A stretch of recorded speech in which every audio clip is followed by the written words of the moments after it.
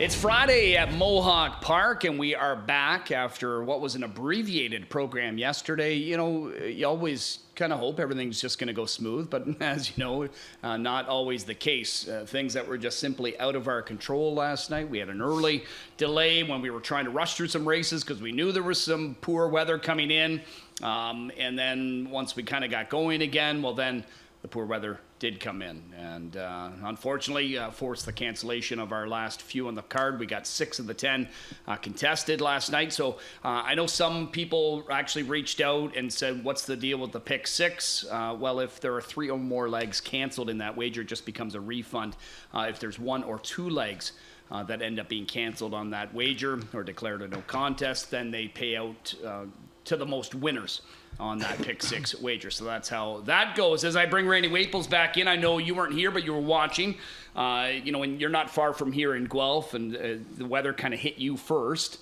You knew it was going to be kind of brutal. And that's just how it was last night. I drove home, and once I got back into Elmira, I mean, there were trees down, and you could tell things were, you know, washed away. And it's not that it lasted long as far as the rain and that, but man, oh man, it came with a vengeance. Yeah, it didn't last very long up in Guelph either. Like, I barely had my kite up in the air there, and it was all done and gone. That's it, eh? So, you know, yeah. I love going out there in that kind of weather and flying kites, Chad. Just absolutely. I bet you do. Big thing for me. You know, I was kind enough there when I was flying my kite to call you and say, hey, there's some bad weather on the way, you know, get ready. Yeah. Just in case, you know, you needed to put a set of rubber boots on. There's a lot of lightning. That was the main reason, the cause of the cancellation. I mean, the hard rain had stopped. It wasn't anything like that. And yeah, here's how it was. And there was another great photo by Clive that was posted he put it to social media last night. It was one that Mario Bergeron was involved. Yeah, look at that lightning. And I mean, it was wicked. It was some lightning that I've not seen before either in some of the way that it was coming in. But it was all in the surrounding area. And, you know, obviously safety first. Oh, yeah. And, you know, it just wasn't letting up, you know, and everybody was just kind of mingling around in what was a very warm paddock last night because for the rain that we did get, it didn't necessarily cool things down. No, in fact, it made it probably a little steamier. Yeah, it didn't stick around long, too. Like you said, even the rain. Like, yeah. You know, it just didn't stay around long enough there. Yeah. My understanding was the reason they canceled was because that they were worried for you having to go out and do the interview there for the goal. They wouldn't want that lightning hitting that. No, I was just going to take my 1-iron with me, right? Because what do they say? Even God can't hit a 1-iron? Yeah, there you go. Yeah. There you go. Yeah, Good so that's what I would have done, right? Yeah, I'd have been safe. That's what we could have equipped every driver with last night.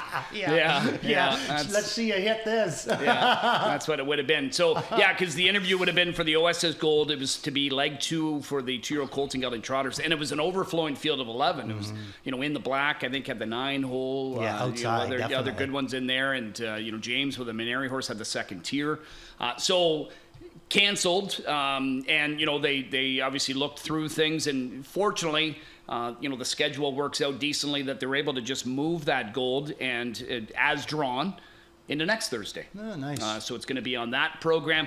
Now, what makes things tricky from a scheduling standpoint is, you know, you got to start looking into the management of these 2-year-olds because if you are Wellwood eligible, you've got now the next gold bumped up to next Thursday. Then I think the third gold in that series is the following Thursday. And I think 8 days after that's the eliminations for the Wellwood. Oh, if you make the final, that's a few weeks in a row, right? Mm-hmm. Yeah, for sure. That can be tough. Seems like it's not here, and then everything is there, you know, all at once. Yeah. Let's put it that way. But it was the right thing to do last night. 100%. I mean, I think we'd have been waiting for. You can't race in I that. don't even know when the lightning in the area stopped. It was still in Guelph probably 30-35 minutes after you canceled. Yeah. So it was still in the area. You weren't going to outwait it. Yeah. It was the right move to make, you know, and like you said, just convenient that we can move that gold on to Thursday. You know, I feel bad for the people, you know, that were here to race their horses and the people that were, you know, at home getting ready to play along. But safety first, you know, that's one thing we don't need is to have something like that happen. So unfortunate, but we'll all survive till next Thursday. Yeah, we're back tonight, and I don't think we have any threatening weather, which is nice to see. It might not be. Yeah, it is. It's hot again. It's humid. We could see some rain, but I don't think anything that's going to be severe by any means, because we've got a solid 11 pack, right? We've got golds again for the 2-year-old trotting fillies, a pair of divisions. I know you and I are certainly looking forward to the first one, because we get a couple of nice fillies that were gold winners in round 1. Interesting to see which way we both go. Yes. Because I think there's 2 real killers in there. It'll be interesting to see which way each of us go, because we don't talk our picks. Yeah, we got the When You Wish Upon a Star was underway last night. One division, we've got the Dream Maker, and as I talked about last night, those series over the years have been a stepping stone for many superstars, that have gone on to win at the highest level, at the Grand Circuit. Yeah, I'm just surprised that a horse like, Dream Maker, he's got to be one of the longest horse name stakes that we have going. This is a horse that was racing back in the late 70s, early 80s. Yeah. You got a stake race named after him, and he's got to be one of the oldest ones. I'm not 100% sure if he wasn't racing before Roses Are Red and those ones. You know what I mean? So interesting, but just that it's interesting that it's been, a horse like that has had that stake and it's carried on so long.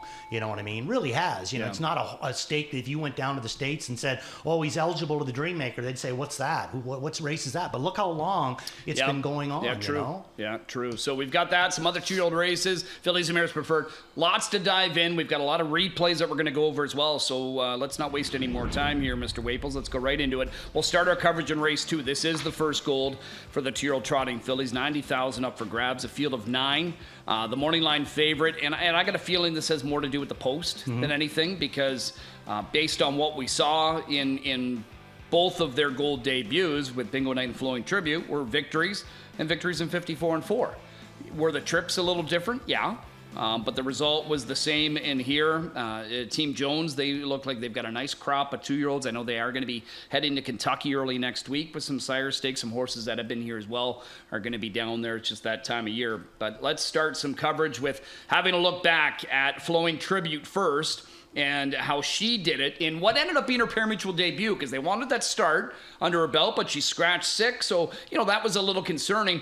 But she was able to leave, she was able to relax. Bob talked about how professional she was. He's obviously very high on her, and for good reason. Yeah, this is my top pick in here, Chad. I like both her and the Dustin Jones filly as well, Bingo Night. And there's a couple of other crackers in here too, trust me, but I'm going to mostly talk about Flowing Tribute and Bingo Night. But yeah, this is the way that I'm going to go here. There's just so much about her that I like. And, I'm going to... How about a powerful stride? Right, and I'm going to feel the same way about Bingo Night. Boy, these two are going to be tough to separate, but there's just something about her movement that kind of gets me leaning on her side. So let's take a look at Bingo Night too for Team Jones on this one. This one, Bingo Night parked every step of the mile and just kept coming forward into a 54 mile. Again, she does nothing wrong either. I like the way that she moves too, but there's just something about Flowing Tribute. I just find that she is really powerful and just has a little bit of a different body than, say, Bingo Night. You know what I mean? Like, what are you looking at to me is like almost like Flowing Tribute would be Legendary Hanover and Bingo Night is Nijinsky. That's kind of the way I see them. I'm going to go with Flowing Tribute on this one. Yeah, and that's one thing that kind of stands out to me too is, both of them have a lot of talent, but the Flowing Tribute looks a little thicker, a little more powerful in how she looks, whereas this one a little more slender but more athletic, if you know what I mean, like that. See, I find the other one is more athletic. I find this one to have like a kind of like a ballerina style to her. You know what I mean? Really light on her feet, and she's going to go a long way. She's got lots of growing to do. But the other filly there, she looks like she's almost matured already. Yeah. Like the body type to her, and I'm looking forward to seeing them stack up. And and that's not to rule out anybody else in this contest, but on paper, based on what we saw, it looks like it'll be. I went Bingo Night, and it's not that. I don't think anybody can concede at this point to say, well, we know Flowing Tribute's better than Bingo Night or vice versa. No. But when I look at this, I know Bingo Night is the morning line favorite, but I think Flowing Tribute's the one that will be the favorite.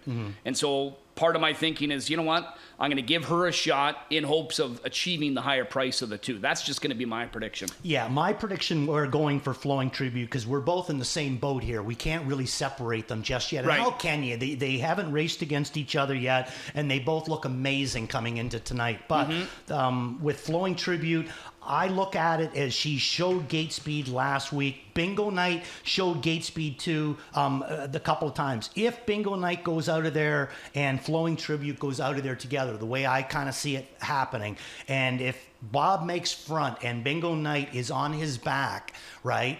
What we said before this really comes into play. This is a really deep field. So if somebody comes first over, I think that Bob can use them as a pick. Yeah. I think they're going to be strong enough because it's such a deep race that if somebody is out there first over, I think whoever is in front of these two horses, if they still got the goods, they can use that horse as a pick, and whoever is on their back is going to have a tough time getting back out again. So I think a lot of this is going to come down to placement, where it all, when the dust settles coming out of that first turn, where they're sitting, and if that's, where they're going to stay at. But if it comes to the way that I think it is, I think McClure's in front, Bingo Night is on his 2-hole, and if there's a good one that comes and he can use it as a pick, I think there's a chance that Tyler doesn't get out, and if he does get out, it's going to be too late. Now, also being said, Bobby could make front, Tyler could pop right around him. Now Tyler has control. This is going to be a really good race. 1, 5, and 9 are the three coming out of the grassroots trying the gold here in leg 2. Any of those three, or of those three,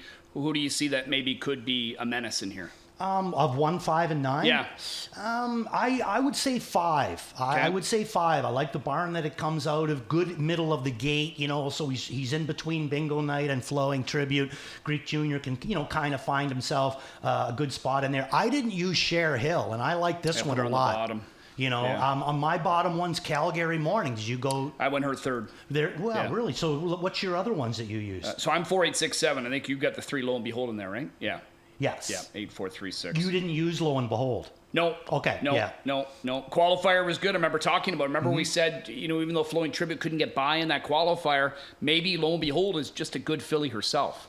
Right? And we didn't get a good judgment because she made breaks. Yeah, the biggest thing where I find with Lo and Behold is, she did make a break in that one, and she did make a break in one of her qualifiers, but it's the horses that she was in against. Cher Hill in the first one, and Wish Upon a Star, M.E. Laurel in the next one, and then the very next one she fights off Flowing Tribute. She has faced some serious fillies in the morning in them qualifiers. Mm-hmm. Race number 3 is where we go to next. Fillies and Mares Preferred. Field of 7, Caviar and Crackers. I think we can agree that after she got a little bit of time away, which, we would think, I bet you the Hensleys were just, okay, enjoy your time off. Yeah. We'll race you back into shape. Yeah. You know what I mean? Yeah. And I think that's why it might have took her a couple of starts before she got back, but she looks confident again. And what were the Hensleys doing the whole time that they were telling her this? They were eating caviar. Because that's all that she is making them right now is caviar. That's wow, right. Talk about a horse that's the it horse right now. I mean, I thought that there was a chance, because I'm a pretty big fan of Grit and Grace too. I thought that there was a chance that, when, Caviar and Crackers had that time off, maybe Grit and Grace was just going to take over. But the last 2 starts, it's been right back to the way it was before Grit and Grace became the it horse. It's all Caviar and Crackers. But it doesn't mean that things can't switch around here tonight. Maybe Grit and Grace will get the better of Caviar and Crackers. I'm kind of hoping that they duke it out, because I'm going to go a different way in here. I'm going to go with the 4-horse in here, Glenborough, up on top. I like I said, right now the it horses, Caviar and Crackers, and more or less Grit and Grace as well. Angus Stewart Hanover's racing really, really good too. So maybe I should be putting her in as a part of this. But Glenborough, I think a really, really locked in journey here. Look at this big girl right now with Travis. I mean, you want to talk about a horse that has absolutely no place to go. Now he finally gets her swung loose, and let's see if she has any pop or any want to actually go by this. Now that's Angus Stewart Hanover. She just went by. Goodbye to Grit and Grace. It was just Caviar and Crackers, and I'm not 100% sure if she'd have got out a little bit earlier. I don't think she would have beat her, but she'd have been pretty close. Maybe the trip will be a little bit better tonight, but Glenborough, the way I'm going to go. I think Glenborough's been live all summer. I know it hasn't resulted in a win, because a lot of times those are her trips, and maybe that's just what she likes. let's stay covered up, and then if the room comes up for us, if it materializes, well, then we'll come on through, and if it results in a win, it results in a win. One of these weeks she'll come on through. I find a lot of times if she can ride the deuce behind someone and then get the room late, she's got a good shot. So you're going to get a price. Don't mind you playing that in here. Now for Grit and Grace, I know she didn't miss any kind of extended time, but she took a week off, right? So she had 2 weeks in between. I didn't talk to Mike Kwinowski. I'll probably see him tonight, but I would think he was, again, she probably had an easy week, right? And she raced all right off the bench, but maybe she wasn't at her sharpest. I think she could be sharper tonight. And the dead giveaway will be if we see Kwinowski out there and he's got the muscle shirt on. If he does, that's his lucky muscle shirt. He didn't have it on last night, but if he's got that on, look out. I had one of them muscle shirts once. The only problem was that I couldn't find the muscles to put in the shirt. Well, it's always a gun show out there with Kwinowski. That's right. Okay, let's go over to race number 4 as we've got some more 2-year-olds to talk about.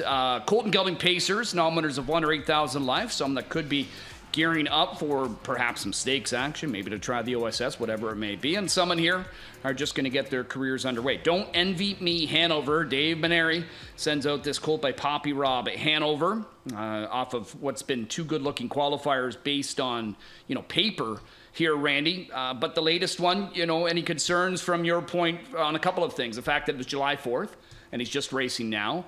And also that off of the last turn, he's gonna drift, kind of a few lanes in the stretch. I'm okay with it. I mean, if he had the 10 hole, then maybe it would bother me a bit more. 8 hole, I can deal with it. I think he's got the gate speed to get himself into a good spot if he needs to. And I think that they'll race this guy. I don't think it should be the one that bothers me the most is the 3-horse Man Destiny. But here's this qualifier, and like Chad told you, he is going to drift a little bit on the end of it there. But at this point, the whip's still over Dougie's shoulder. The lines still seem to me like they're more or less tight. Now he's starting to move away from them again. So I think that there's an awful lot in the tank. And if he happens to drift a little bit in a maiden, I think he can kind of get away with it. But this 3-horse looks pretty nice too. Carl Jamieson, cattle wash colt here, made huge grounds in his qualifier, back half in 56 and change, but only that one qualifier to work with so far. So Man Destiny, I'm going to throw him in for second. Where'd you go? I really like Man Destiny. He was one caught my eye. I checked out the we're going to actually see a couple of horses in this qualifier from July the 18th that are going to be on tonight's program debuting. The ones in the first race in 36 Red, a son of All Bets Off, that I thought looked pretty good. Trevor's going to drive. What number is he in the opener? The 3, so right now at 9-1. He's the one that wins this, but Man Destiny currently sitting 5th, was unhurried, and Jody kind of keeps him behind horses late, and then he ends up getting to the outside and really starts to pace on the end of it. 1:04 first half, but then his back half real solid, 28-3, then 27-4. To me, he was a good-looking horse. He's a cattle wash, which they've just been winning all over the place here in Ontario. And I saw Jody last night and said, I really like this Man Destiny colt that you guys have. And he said, we've been high on him. He just had some soundness issues getting ready. It was one that they planned on really having a month ago. Do you know what I mean? Mm-hmm. But they've had to be patient with him and get him in shape and work through those, whether it's colt soreness, whatever it may be, that just things that arise when you start going a little more speed. And I feel good about Man Destiny here in his parimutuel debut because we've seen Carl and Jody delivering already with multiple 2-year-olds this season, right? Yeah, right off the bat, too. For sure. And they certainly do get along good with the cattle washers. Yes. So I don't think he's going to be an issue whatsoever. I like 8-3, and you go 3. I go 3-8. Well, yeah, 3-8. Yeah, so we're just splitting some exactas a little bit here tonight. Okay, we're going to move on to race number 5 next. We'll stick with the 2-year-old theme, pacing fillies here, nominators of 1 or 8,000, where we've got a full field of 10. I know we're going to be dialing up one replay in here, and I think this is one that you sent in on LD's Kimberly. Yeah. Right? Daughter Sweetlow, what is it, the most recent one you're looking at? Yeah. The break at Meadows pretty well talks for itself. I thought the first race in the Tompkins Gears, even though she finished third in there's a couple things that I do like about her.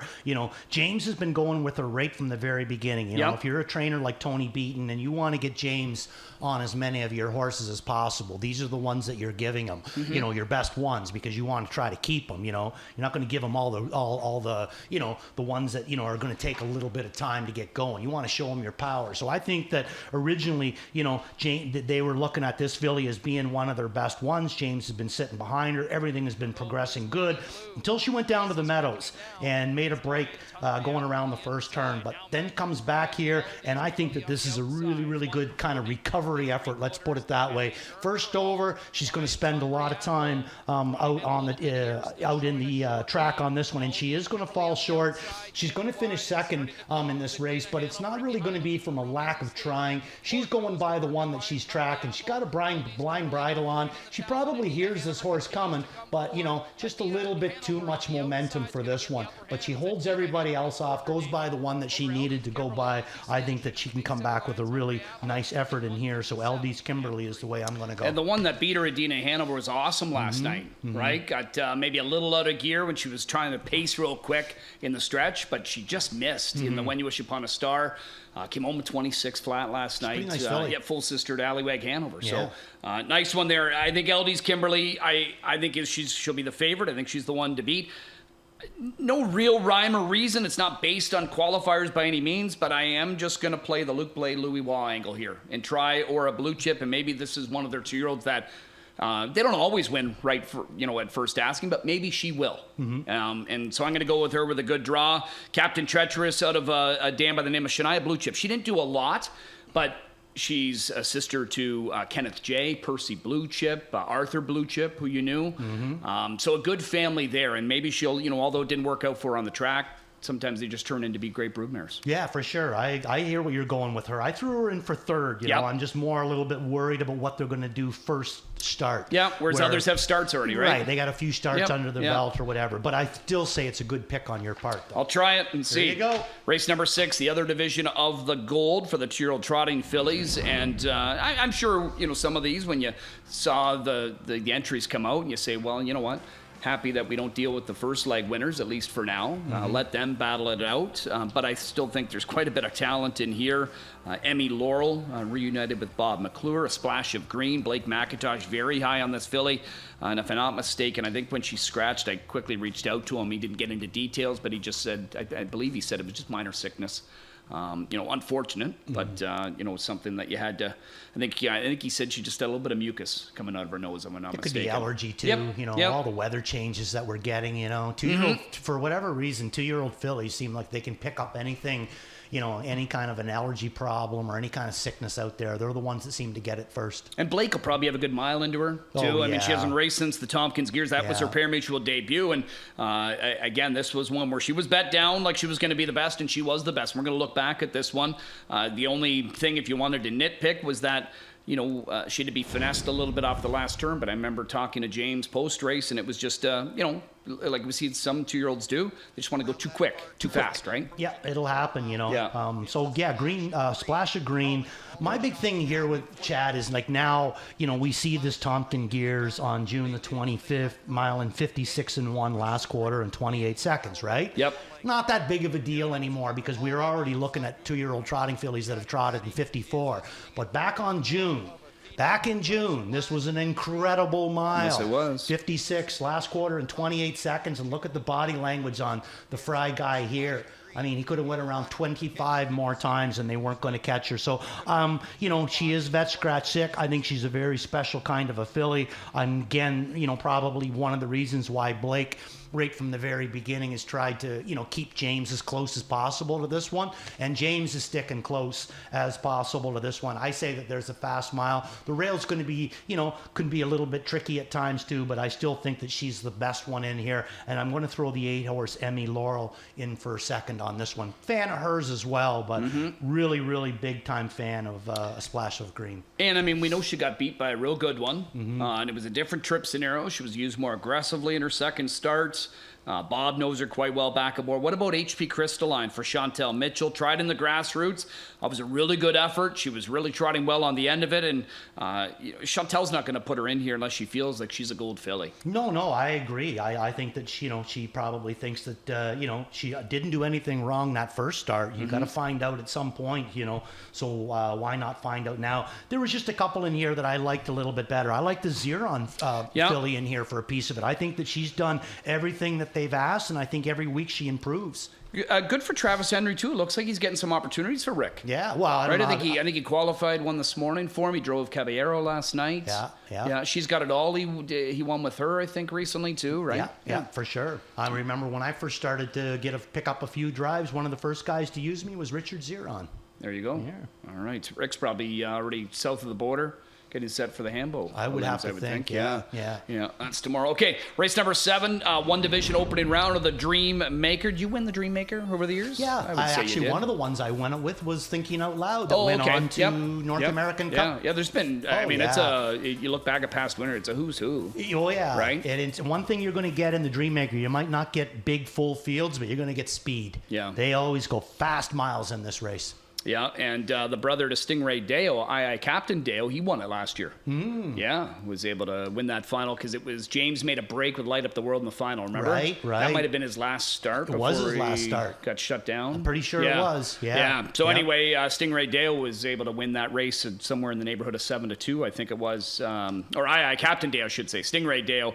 Maybe that's a Freudian slip. I don't know. But coming in off of a winning effort, what do you want to look at here with him? Well, I mean, just more or less the way that he did it, 26-4 on the end of it. He wins by a couple, but it's the way that he does it. I mean, I wish I could explain what I see sometimes with certain horses, but sometimes it's just the way that they do it. Like, are they doing it because they want to? Are they doing it with lots left in the tank? Are they doing it with a good gait? Or are they just kind of like limping on by? To me, this was an incredible mile, and what I liked about it was Bob kept chasing him. Now, the only reason that he would do that, because he won by 3, the only reason he would do that is probably because this little guy was probably trying to shut himself down all the way to the wire when he got out in front like that, and Bob was keeping him to task. That tells me that not only is there a lot more in there, but that he's a lazy little kind of a horse, and he's going to look after himself. So I don't think he's ever going to do anything ultra flashy, but Cam Feller wasn't flashy either, but he got the job done, and I think that's what we're seeing with this guy.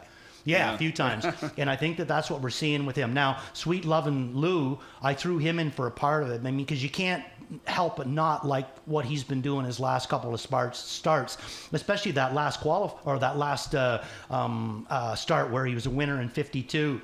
Then we got Dad in here. He's looked pretty good himself. Dad. James probably had a tough choice. Yeah, Corona Sealster. This horse has been racing off good. Not even using him in here tonight. Already has 4 starts under his belt. Yeah, and then LDS Hunter. I think that this one's another real nice horse. Back-to-back miles in 53 already for this 2-year-old son of Huntsville. I'm going to go Stingray Dale. I'm going Sweet Lovin' Lou, and it doesn't have anything to do with James's decision because, Dad, you pick up Doug. Do you know what I mean? So it's not like you're not getting a top driver, right? Yeah, for sure. So Dad's going to get a fantastic driver. He's got a big shot, a lot of talent. But Sweet Lovin' Lou, I still go back to the June 13th qualifier, and I said he and Bojangles were the 2 best moving colts in that race on the end of it. We know what Bojangles has been doing. This colt was a little more, it was very good his next start, and then he was aggressive in his first start.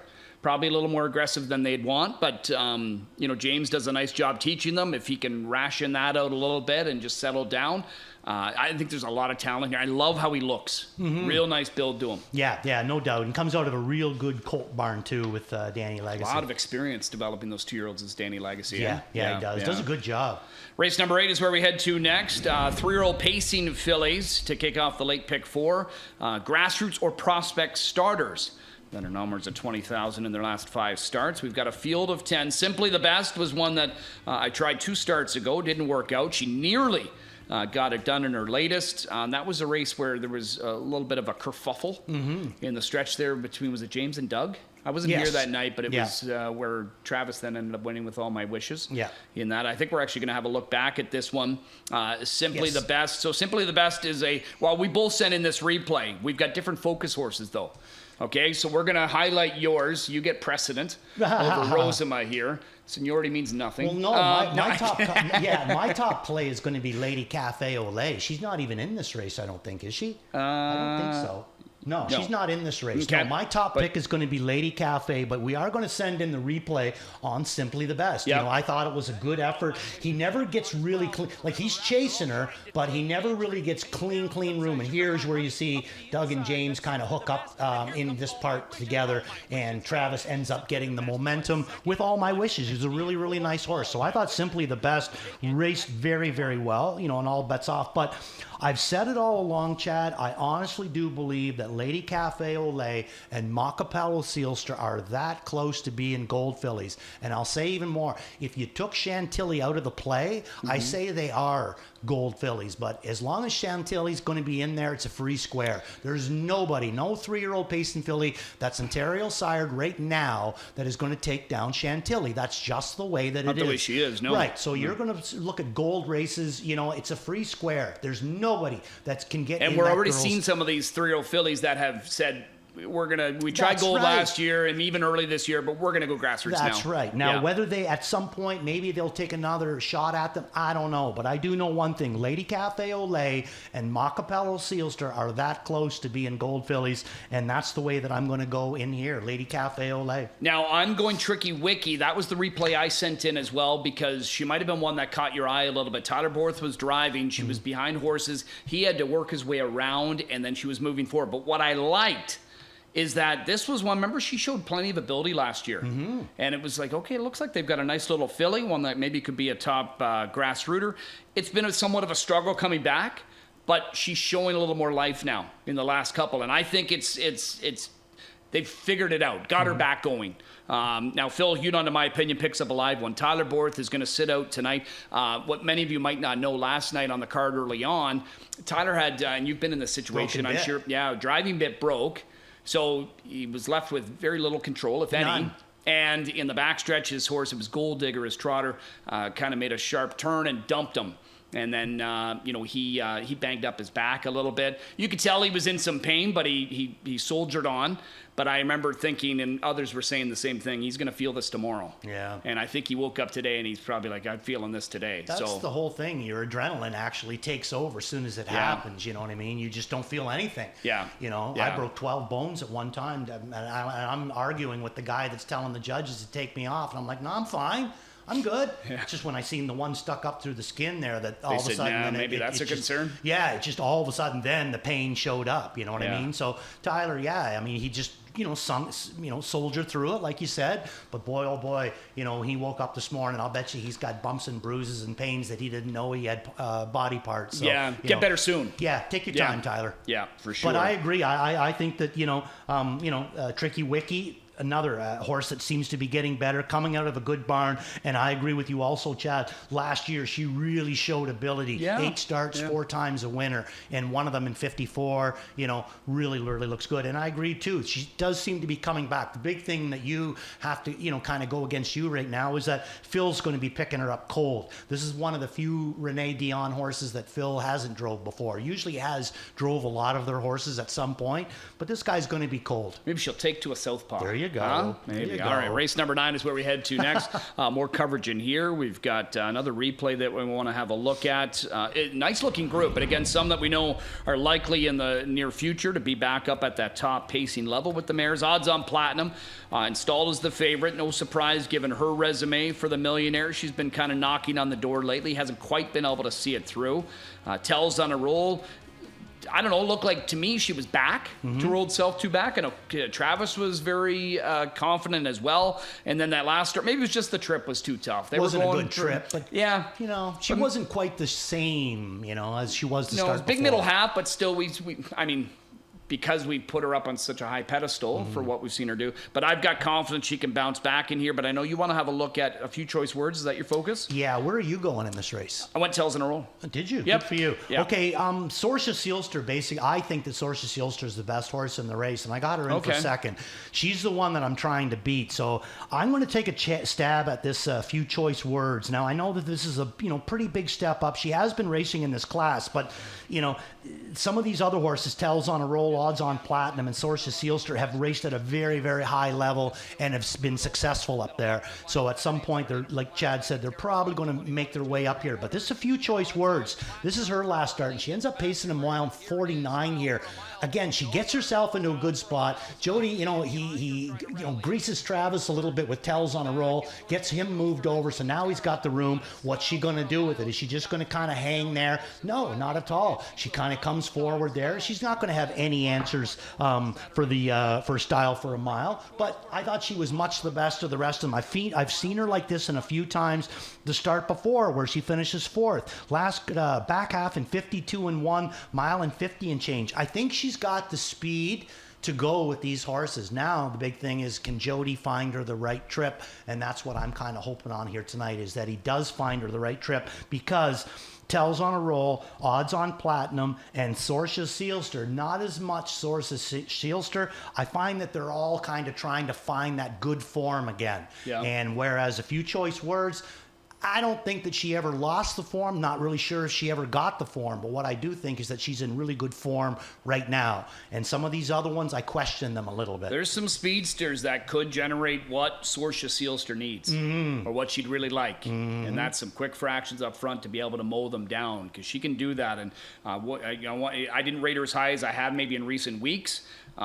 Just happened to favor some others here tonight, but I wouldn't be surprised in the least if she came up. Now, a few choice words. I talked about this going into her start two back, where she was fourth, because off of that win, although against easier, I said what was nice to see was that she paced home quickly, because she was constantly like 28 and change. She was still working, but just coming home in 28 and a piece. That's not going to get you nothing. Now look at her. That's 3 straight races where she's very live on the end of it. So I don't know what's changed. But yeah, she's been good. Very good. Yeah. Did you use the 8 horse? Because I'm going to take a wait and see. Me too, from out there, especially. I mean, it's tough because it's Maneri. Yeah. And J.R. Plon, I know he was thrilled to get that drive last week, because that was his first sub-50 winner. Yeah, for sure. And wouldn't be surprised in the least. It wouldn't be the first horse that Dave Maneri moves up. Yeah. And that's the thing, though. She is taking a step up.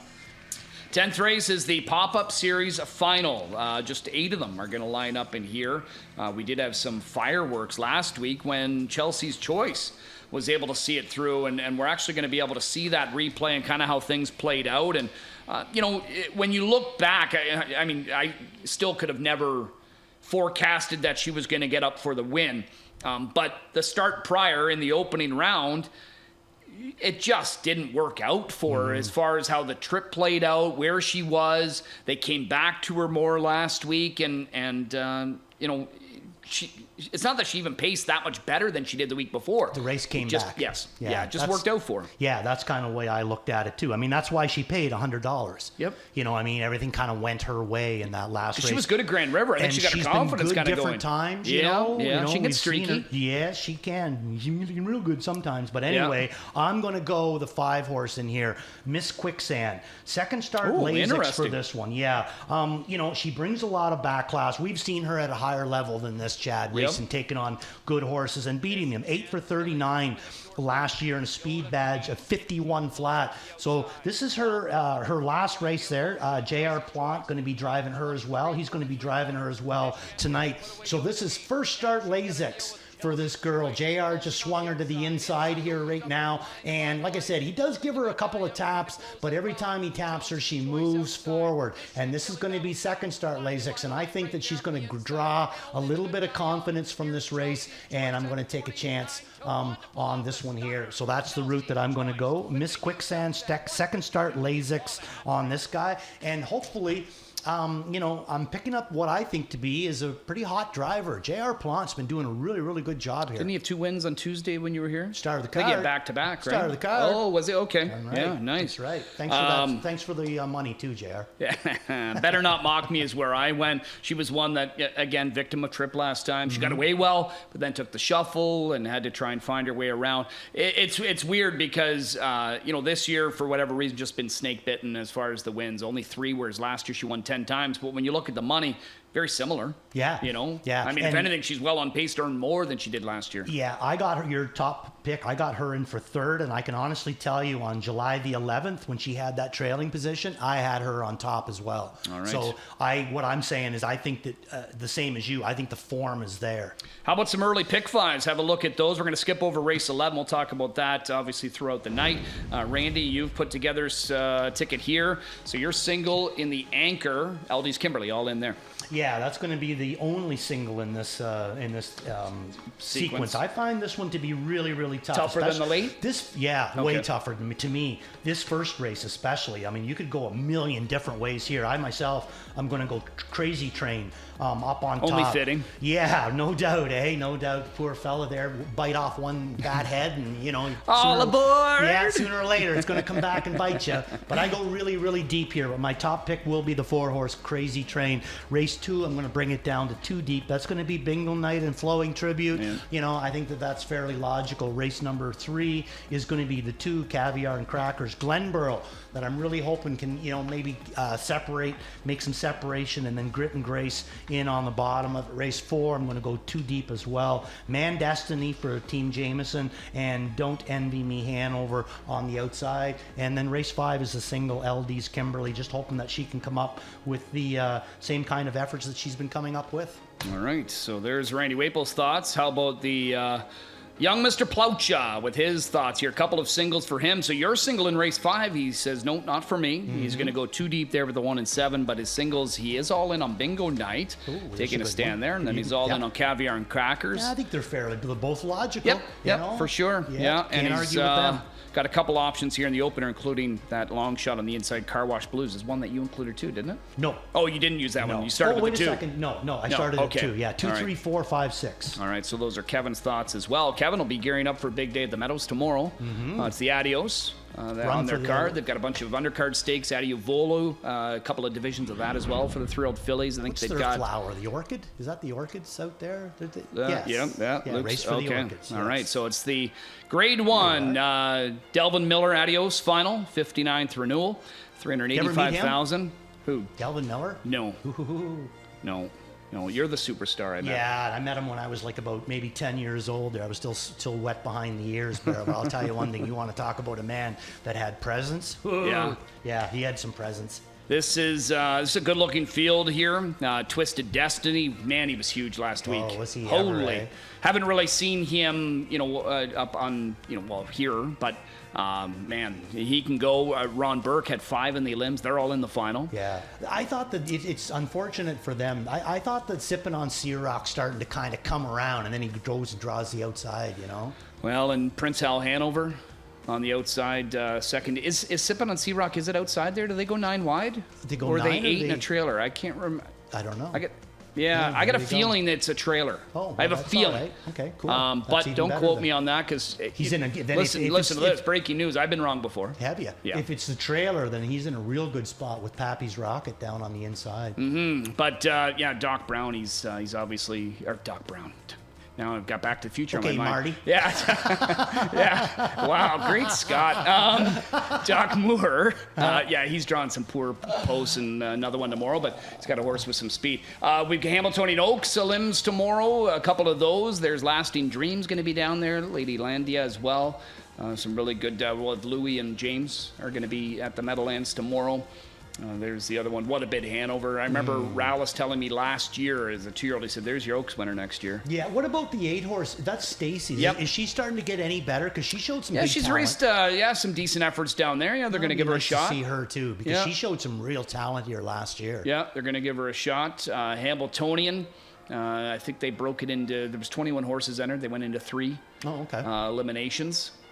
In there, so there's another one as well for the Hamiltonian Oaks. I think I want to say James picked up RCC Oh, okay. I think he's driving that one, if I'm not mistaken, in there. But yeah, it's going to be great. I can't wait to get down there for the Hambletonian You're program. leaving Thursday? Midweek next week. Midweek Yep. next week? Yeah, Yep, good midweek. for you. So there's the first Hambletonian elimination, 100th edition as well. It's just kind of exciting. My father's going down. Oh, is he? Yeah, Oh, great. he's heading down too. Oh, good. Yeah, he heard you were buying at El Villaggio. Yeah, I know. He taught me how to. Get out the Rosama credit card there. Yeah. It's made out of wood. Well, that doesn't surprise me. Yeah, it's made out of wood. Yeah. Super chapter here in this one. Maximus Mira showed so much talent last year as well. Obviously, Louis Waugh's got a big shot to give Luke Blais, another. They've got a really good opportunity going in. Looking forward to this elimination with Go Dog Go and Maryland. on time, Blake's got Go Ahead Make My Day. Zero on with Landing on Time that James is going to drive. Yeah, it's going to be really good. So I think it's top 3 finishers each a limb, and then I think they go, it's the richest. Oh, No, I think it's richest. richest is how they do it, if I'm not mistaken. Yeah. See, I don't like that way. Going the richest, because what happens if you're a 3-year-old now? That you're didn't kind race of a 2 maybe right, either. and now you're dominant. You're the best one, but you get pushed out because then you can make to play devil's advocate. You can say, well, if you go fastest, well, if there's 3 limbs, take the 3 4th place finishes and just draw them in and then draw them. Yeah, which you see a lot too. Yeah, yep. I think that's the fairest. All right, Crazy Train is your beat fair. the fave. He was the fave early. I don't think he'll be the fave, but he's going to get some play tonight because Gino hands the lines over tonight, right? Yeah, he does. He's going to hand them over to Jody. I mean, I think that there's more to this horse than if you really dive into it. I mean, let's talk about the 3 horses that beat him since he started racing. His first start, he got beat by Till the Cows Come Home. Second start, he gets beat by Dad, and Illicit Behavior was in there for the 3rd. Next start, he gets beat by Stingray Dale with Chow for Now in there as well. So to me, Crazy Train not only he's been racing against some tough horses. Gino's going to throw the lines over to Jody tonight, and that could be an interesting play.